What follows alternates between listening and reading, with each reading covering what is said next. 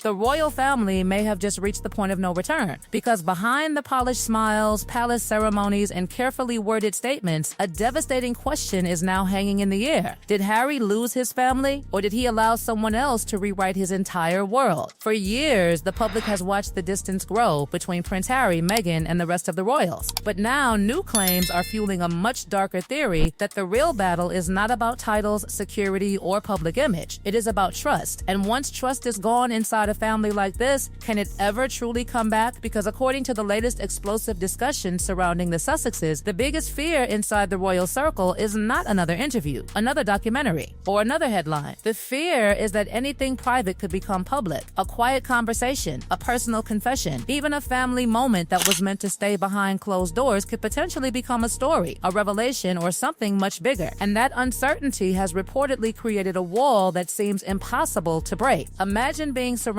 by people who are no longer sure what is safe to say. Imagine every emotional conversation carrying a question mark. Is this a family moment, or is this tomorrow's headline? That is the tension now being described around Harry and Meghan's relationship with the royal family. The idea that private words could be transformed into public currency has left some people deeply uncomfortable. And this is where the heartbreaking situation involving King Charles becomes even more complicated, because there was once a time when the king was reportedly desperate to reconnect with Harry and finally spend meaningful time with his grandchildren. The desire was there. The longing was there. A grandfather wanting those precious moments before time runs out. But after years of conflict, public accusations, and growing tension, that desperation appears to have changed into something far more cautious. As her clout dwindled, as people lost interest in what she and Harry had going on, she was going to move to the next generation. That was the final card she had to play, Archie and Lilibet. The problem is not simply whether the king wants to see Archie and Lilibet. Of course, that emotional connection matters. The real issue is everything surrounding that reunion, because Harry's children are not separate from the complicated history between their parents and the royal family. They are connected to it, and that means any meeting would come with layers of unresolved feelings, old wounds, and questions that nobody has fully answered. A family reunion sounds beautiful in theory, but what happens when everyone enters the room carrying years of disappointment? What happens when every smile hides a memory? What happens when people want peace but don't know if they can trust the path leading there? And then comes one of the most revealing moments in this entire saga, the relationship between King Charles and Prince William. Reports suggest the king once hoped to have a deeper role in helping raise William's children, possibly because he wanted to give them the support and protection he wished had existed during his own difficult experiences. But William's response was reportedly firm. The message was clear: boundaries had to exist. That one moment allegedly revealed everything about how damaged the family dynamic had become. This was not just a disagreement. This was a father and son showing that something much deeper had changed. Pain, disappointment, and protective instincts had all collided. You can't trust her.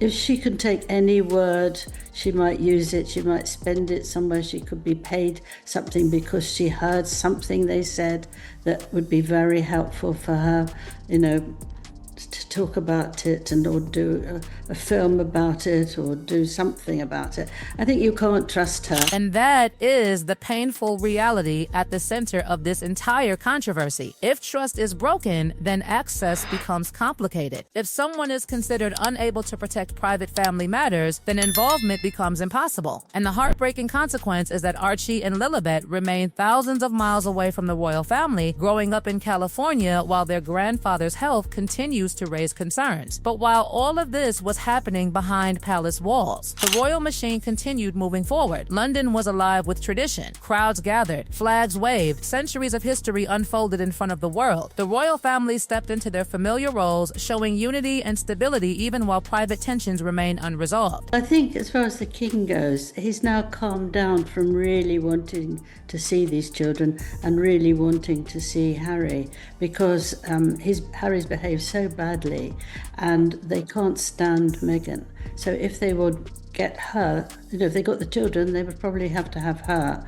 And I think it would be too difficult, and I think it was be too hard for anyone to be pleasant at any time. The Trooping the Colours ceremony brought the usual spectacle, the famous balcony appearance, and the images that have defined generations of royal history. Then came the Garter ceremony at Windsor, another reminder of the traditions that have survived for centuries. King Charles appeared stronger, Prince William stood beside the institution he represents, and Catherine quietly continued her role with the grace expected of a future queen. But then came a small announcement that created a huge contrast. No dramatic reveal, no carefully staged moment, no flood of publicity, just a simple statement: Prince George would attend Eton College. And for many observers, that single sentence said more than any speech could. It represented continuity, tradition, a family choosing to let history speak for itself. Meanwhile, critics pointed to the very different way Harry and Meghan handle public moments involving their own children. Every photo, every appearance, every carefully timed update seems to arrive with perfect precision, and that has created endless debate about whether these moments are simply family memories being shared or part of a much larger public strategy. The controversy only intensified when news emerged that Harry would attend the Invictus Games while Meghan, Archie, and Lilibet would remain behind. Once again, the explanation focused on security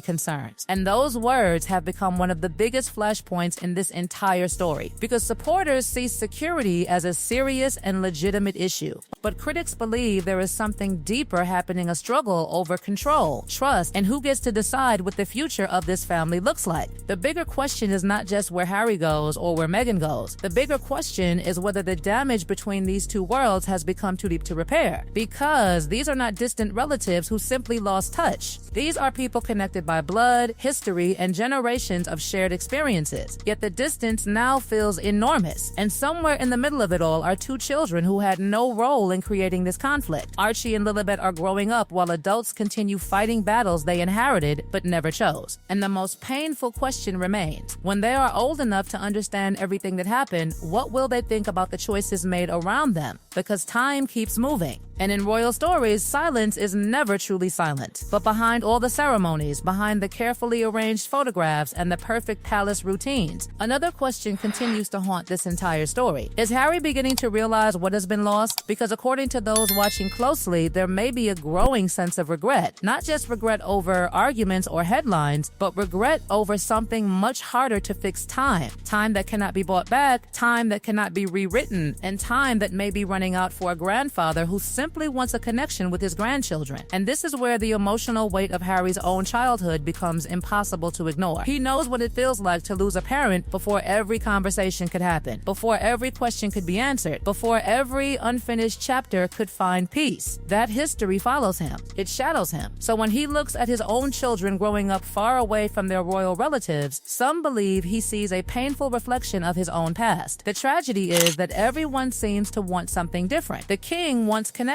Harry wants to protect his family, but may also want reconciliation. William wants boundaries. Meghan appears determined to control her family's future. And caught between all of these competing forces are two children who were growing up while the adults continue fighting battles that started long before they were born. That is why the question surrounding Archie and Lilibet has become so emotional. Their childhood is happening now, not later, not when everyone finally agrees, not when the perfect moment arrives. The memories they create at this age will shape them forever. And every missed birthday, every missed holiday, every missed family gathering becomes something that can never truly be replaced. Because while George, Charlotte, and Louis are growing up surrounded by cousins, traditions, and the complicated but undeniable history of the royal family, Archie and Lilibet are experiencing a very different reality. They are building their world in California, far away from the castles, ceremonies, and family events that shaped generations before them. And this contrast has become one of the biggest emotional pressure points in the entire saga. Some observers believe Harry is finally starting to understand the difference between escaping a difficult environment and removing yourself from everything connected to it. Leaving the institution may have been one decision. Removing his children from the family history attached to it was another. The question now is whether those two decisions can ever be separated, because the royal family continues moving forward. The ceremonies continue, the traditions continue. The institution survives, but privately, there are still fractures wounds that have not healed. And then there is the issue of public image. The Sussex family has often faced criticism over how and when personal moments appear publicly. Every announcement, every photograph, every carefully chosen appearance becomes analyzed. Supporters say it is simply a family protecting their privacy. Critics claim there is a larger strategy behind the timing, and that debate has become impossible to escape. When images of the children appear during major royal events, people immediately begin asking, why now? Why this moment? Why this timing? Is it coincidence, or is there a message being sent? The reality is that perception has become just as powerful as facts in this never-ending royal drama. But perhaps the most important question is not what the public thinks. It is what the children will think one day when they are old enough to understand everything. Because one day, Archie and Lilibet will read the headlines. They will hear the interviews. They will discover the arguments, the accusations, and the choices made by the adults around them. And they may ask a question that no public relations team can answer. Why did it happen this way? Why were they kept away from one side of their family for so long? Why did so many people who once seemed close become strangers? That is the uncomfortable question sitting at the heart of this entire controversy. Not titles, not fame, not money. Family. Because when all the noise disappears, when the cameras stop flashing and the headlines fade, what remains is a simple human story about people who loved each other, hurt each other, and possibly waited too long to fix what was breaking.